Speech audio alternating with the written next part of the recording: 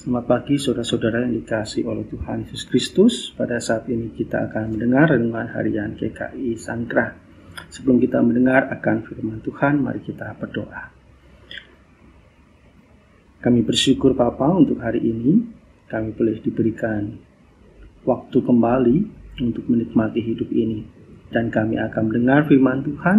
Bila firman Tuhan boleh menjadi lentera di dalam kehidupan kami, dalam kami menjalani hidup di hari ini, sehingga kami boleh dapat menjalaninya sesuai dengan apa yang Tuhan kehendaki. Amin. Matius pasal 25 ayat 31 sampai dengan ayat yang ke-46. Matius pasal 25 ayat 31 sampai dengan ayat yang ke-46. Apabila Anak Manusia datang dalam kemuliaannya dan semua malaikat bersama-sama dengan Dia, maka Ia akan bersemayam di atas tahta kemuliaannya. Lalu semua bangsa akan dikumpulkan di hadapannya dan Ia akan memisahkan mereka seorang daripada seorang. Sama seperti gembala memisahkan domba dan kambing.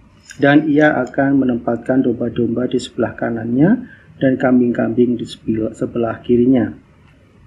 Dan raja itu akan berkata kepada mereka yang di sebelah kanannya, "Mari hai kamu yang diberkati oleh Bapa-Ku, terimalah kerajaan yang telah disediakan bagimu sejak dunia dijadikan. Sebab ketika aku lapar, kamu memberi aku makan, ketika aku haus, kamu memberi aku minum, ketika aku seorang asing, kamu memberi aku tumpangan. Ketika aku telanjang, kamu memberi aku pakaian. Ketika aku sakit, kamu memberi aku, melawat aku. Ketika aku di dalam penjara, kamu mengunjungi aku."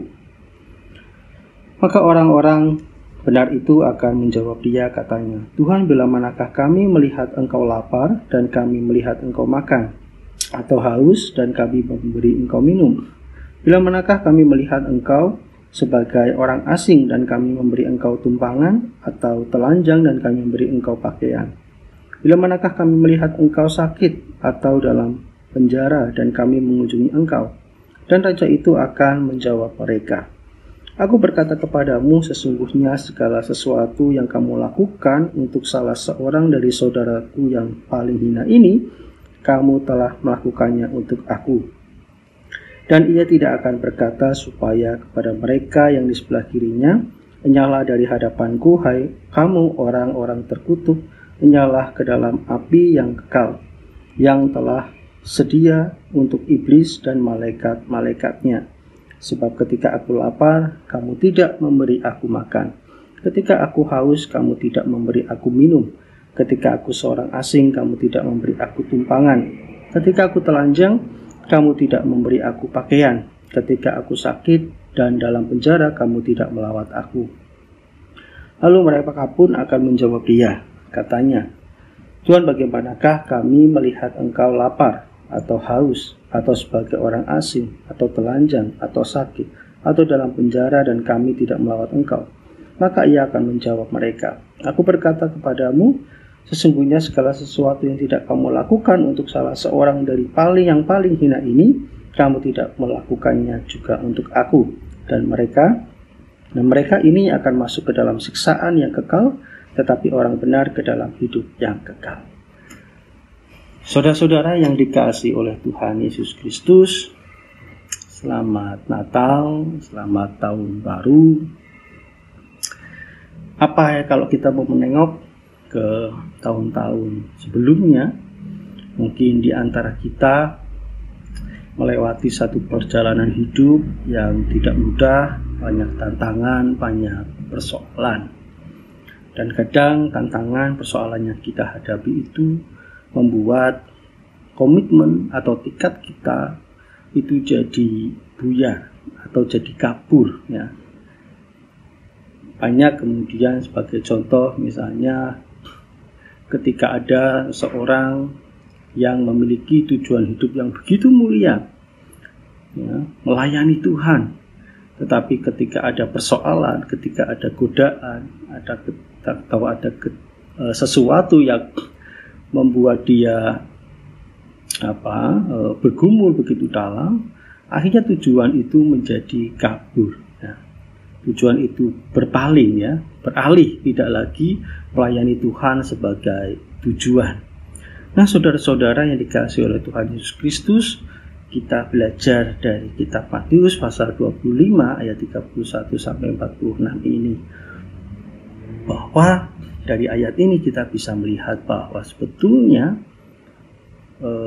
yang Tuhan inginkan di dalam kehidupan kita adalah fungsi dari diri kita, bahwa hidup kita itu harus berdaya guna, hidup kita itu harus bermanfaat bagi kehidupan ini, ya. Harus menjadi sumber solusi, bukan menjadi sumber masalah, ya.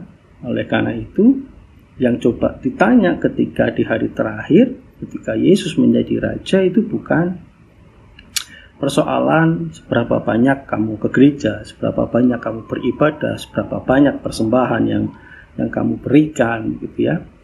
Tetapi justru yang ditanya adalah, apakah kamu memberi makan ketika orang itu lapar? Apakah kamu memberi pakaian ketika orang itu telanjang? Apakah kamu memberikan tumpangan terhadap orang asing? Ya. Apakah ketika orang sakit, orang terpenjara, engkau melawatnya?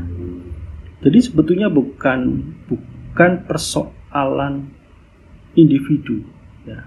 Bukan materi yang ditanyakan, bukan apakah kamu sudah kaya atau tidak, seberapa banyak uang yang kamu simpan, bukan itu. Tetapi justru seberapa bermanfaatkah hidup kita bagi sesama, bagi orang lain, ya.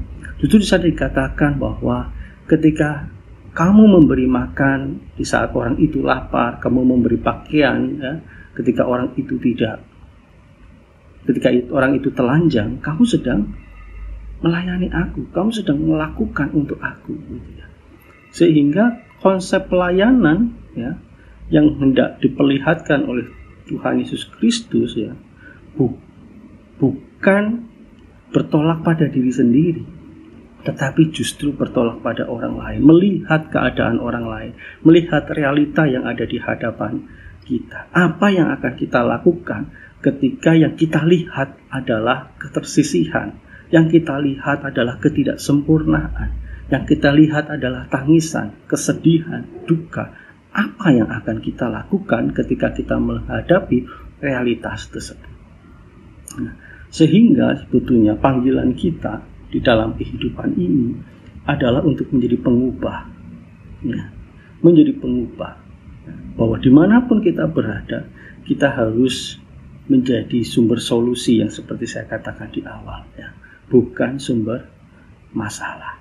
Nah, saudara-saudara yang dikasihi oleh Tuhan Yesus Kristus, bagaimana dengan kehidupan kita di tahun yang lalu? Kira-kira lebih banyak mana? Apakah posisi kita dalam kita menjalani hidup itu menjadi penyelesai masalah, ya, atau justru menjadi sumber masalah bagi orang lain? Ya, ini menjadi perenungan kita. Dan di awal tahun ini kita diajak untuk bahwa hidup kita itu sebagai sumber solusi bagi hidup ini. Ya, kita menjadi berkat bagi banyak orang. Nah, kita menjadi sumber damai sejahtera bagi banyak orang. Karena melalui semuanya itu, apa yang kita kerjakan, kita juga sedang mempermuliakan Allah. Dan ini juga menjadi bagian tugas perutusan kita bersama, ya. Bukan hanya tugas rohaniawan, tetapi tugas kita bersama. Bahwa Tuhan mempercayakan untuk kita sebagai pengubah. Saya yakin Tuhan juga melihat bahwa kita sebetulnya bisa, kita sebetulnya mampu. Itu seringkali menjadi gagal oleh karena kita cenderung untuk mencari kenikmatan diri kita sendirinya. Kita seringkali mencari ukuran, standar untuk diri kita sendiri, ya. Standar kenyamanan untuk diri kita sendiri, sehingga keegoisan itulah yang seringkali membuat tugas perutusan yang Tuhan berikan atas kita itu menjadi kabur, ya. Lawung saya aja punya masalah, ngapain saya harus memikirkan orang orang lain. Nah, itu yang seringkali konsep pandangan yang seperti itulah yang seringkali kita menjadi gagal sebagai pengikut Kristus. Selamat menjalani hidup di tahun yang baru. Marilah kita menjalani di tahun ini menjadi berkat bagi banyak orang. Amin. Mari kita berdoa. Terima kasih Bapa, di hari ini kami telah diingatkan bahwa kami adalah untuk menjadi pengubah, menjadi sumber solusi bagi kehidupan banyak orang, bukan menjadi sumber masalah bagi banyak orang. Dan biarlah dimanapun kami berada, kami boleh menjadi berkat, kami boleh menjadi sumber damai, sehingga melalui setiap karya kami, nama Tuhan semakin dipermuliakan. Kami akan menjalani hidup di hari ini, kami menyerahkan seluruh hidup kami hanya di dalam tangan kasih Tuhan. Amin.